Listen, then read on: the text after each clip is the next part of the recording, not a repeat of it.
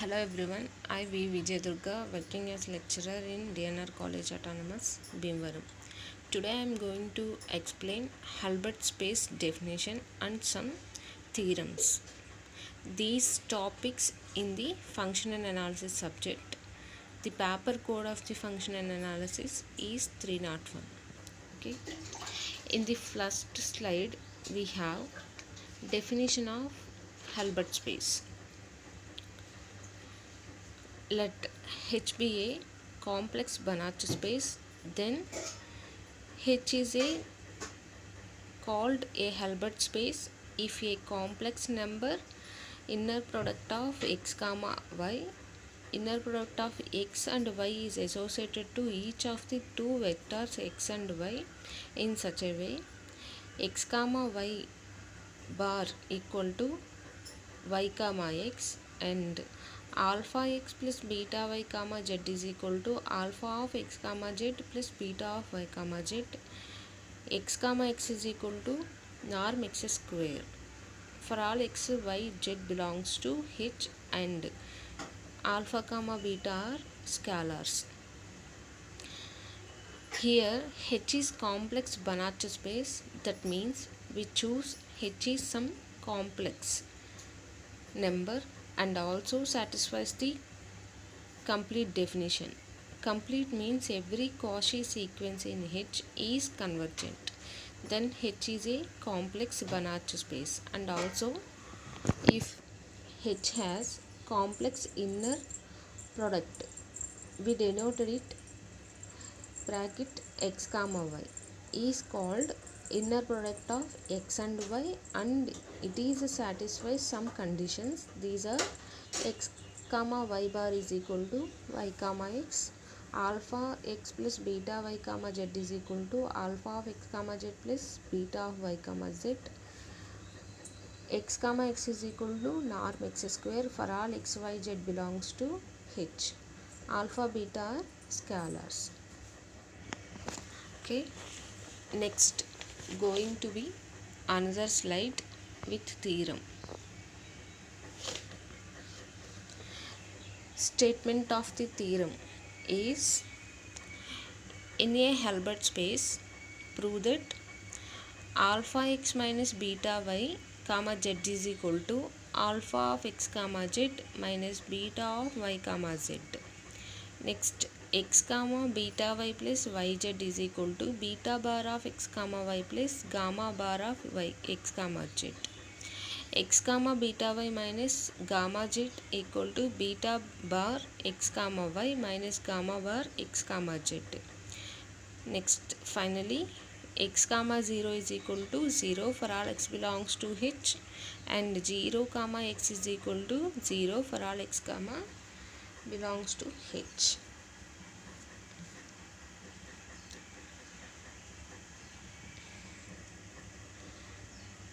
Firstly, we have to prove that alpha x minus beta y comma z equal to alpha of x comma z minus beta of y comma z. For that, let us take H is a Hilbert space and x comma y comma z belongs to H. Alpha comma beta some scalars. Consider alpha x minus beta y comma z. We can write it alpha of x comma z plus minus of y comma z. So alpha of x comma z plus minus of beta y comma z.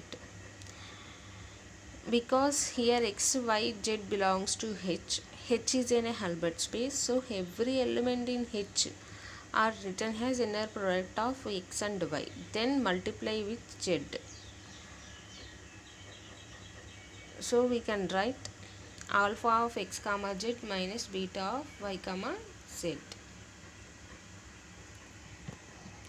Next, we have to prove x comma beta y plus gamma z is equal to beta bar of x comma y plus gamma bar of x comma z. For that, consider x comma beta y plus gamma z, that is equal to beta y plus gamma z comma x bar. In definition of the Hilbert space, we have x comma y bar is equal to y comma x. So we can write it beta y plus gamma z comma x bar, that is equal to beta bar of y comma x plus gamma bar of z comma x. Next, x comma beta y minus gamma z, that is equal to x comma beta y plus minus of gamma z, that is equal to definition of Hilbert space. We can write beta bar of x comma y plus minus of gamma bar of x comma z. Beta bar x comma y plus minus 1 of gamma bar of x comma z. Beta bar x comma y minus gamma bar of x comma z. Finally, we have to prove that 0x is equal to 0. 0, consider 0x, that is equal to 0 0 bar comma x. 0 of 0 bar comma x, that is equal to 0, because every inner product of 0 sum vector is a 0, so that is equal to 0. Also consider x comma 0 bar is equal to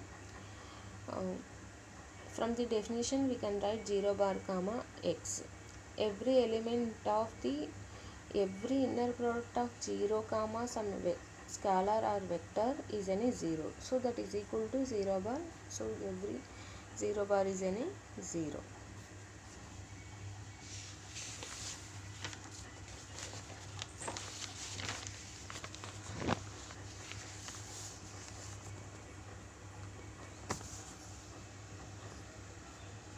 Hope you understand the theorem. Next, Schwarz inequality. It's an important theorem. First statement of the Schwarz inequality is, if x and y are any two vectors in a Hilbert space H, then mod x comma y is less than or equal to norm x into norm y.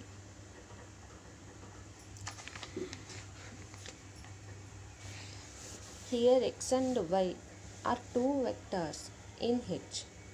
Already we know that H is in a Hilbert space. That means H is in a complex and it satisfies the some conditions, that are x comma y bar is equal to y comma x and alpha x plus beta y comma z, that is equal to alpha of x comma z plus beta of y comma z, and x comma x is equal to norm x square. Okay, here our claim is mod x comma y is less than or equal to norm x into norm y.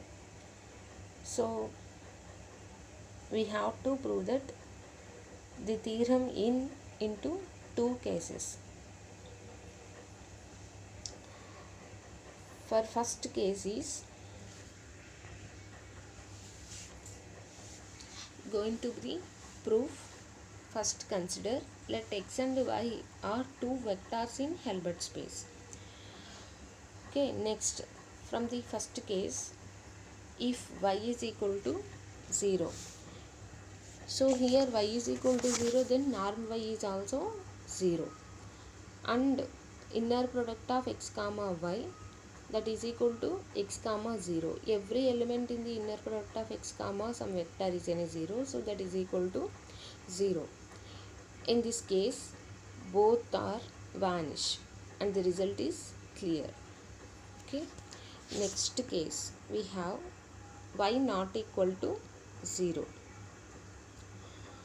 So for any scalar lambda we have to take 0 less than or equal to inner product of x plus lambda y comma x plus lambda y. Okay, first multiplying with x comma x plus lambda y. So x comma x and plus lambda of x y comma x, because lambda is any scalar function. Next plus x comma lambda y plus lambda y comma lambda y. So here lambda is in a scalar function, so we can write it in a outside, that is equal to x comma x plus lambda of y comma x.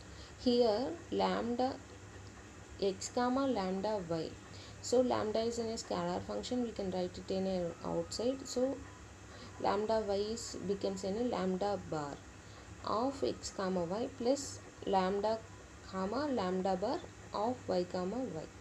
So every inner product of x comma x is a norm x square from the definition. So we can write inner product of x comma x is equal to norm x square plus lambda of y comma x plus lambda bar of x comma y plus lambda is in a scalar function, so lambda into lambda bar is equal to mod lambda square into norm y square.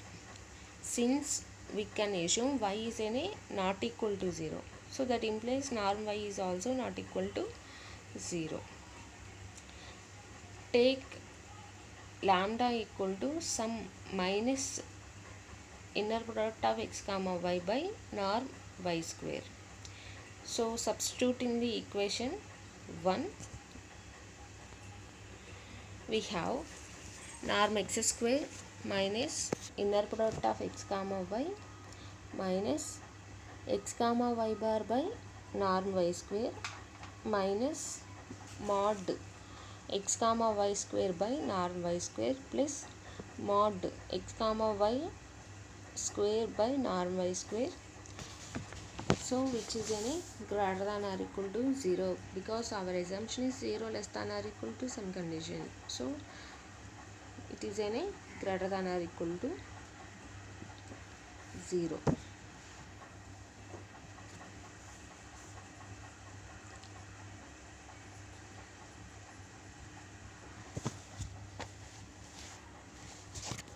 Next, norm y square minus mod x comma y square by norm y square minus mod x comma y square by norm y square plus mod x comma y square by norm y square is greater than or equal to 0. Cancelled mod x comma y square by norm y square. Finally we get norm x square minus mod x comma y square by norm y square is greater than or equal to 0. In the divide term, norm y square is multiplied, so we have norm x square into norm y square minus mod x comma y square is greater than or equal to 0.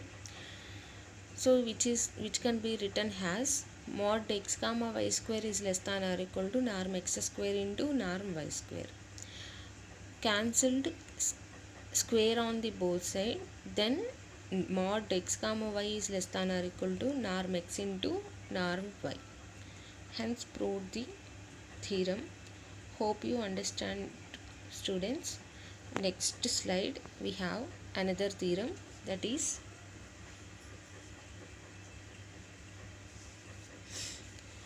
in a Hilbert space the inner product is jointly continuous, that is xn is converges to x, yn is converges to y, that implies xn comma x is converges to yn comma y.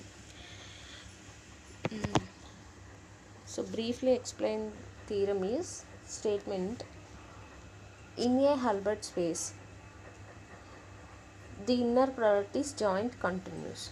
Already we discussed in the previous videos in the first unit joint continuous. Joint continuous means some for epsilon greater than 0 there exists delta greater than 0, some positive integer is existed, mod xn minus x is less than delta, that implies f of xn minus f of x is converges to some 0, that means less than epsilon. So here inner product is jointly continuous. Inner product we can denote it x comma y, so inner product of x and y. So joint continuous means we registered in some sequence function that is denoted as some xn. So inner product of xn comma x is converges to y, inner product of yn comma y. In a Hilbert space, the inner product is jointly continuous means we have to prove that they registered in a some sequence function which can be written as an inner product of xn comma x that is converges to some inner product of yn comma y. So here adjusted sequence is converges to some x and adjusted sequence yn is converges to some y. Next going to be proof. Firstly consider H is in a Hilbert space and they registered in a some sequence which is in a converges to some x and some y.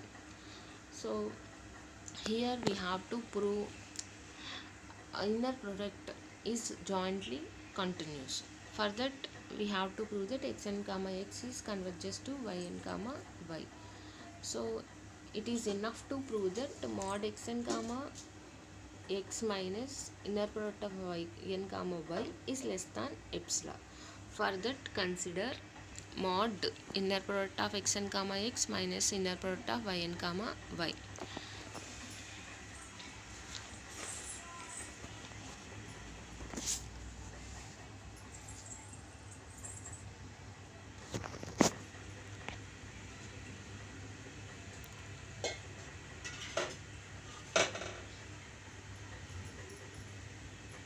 It is enough to prove that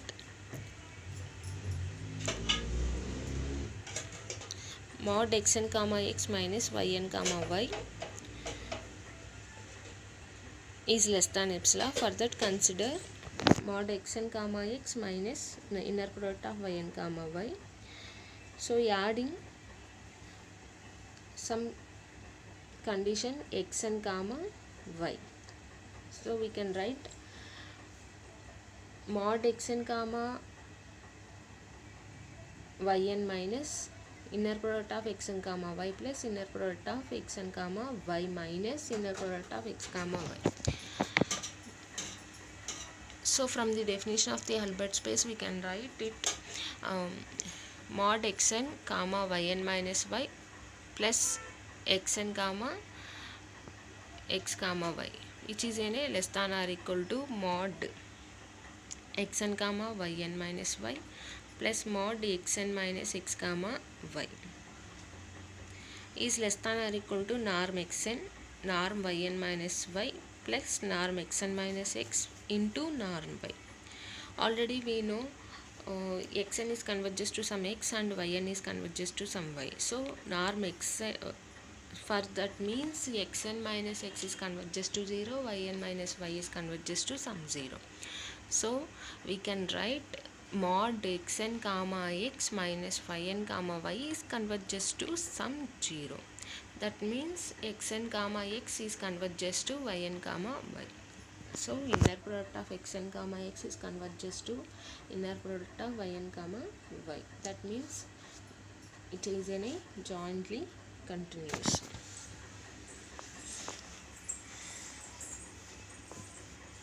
Hope you understood the theorem and also this video, students. In this video, square inequality theorem is a very important topic. So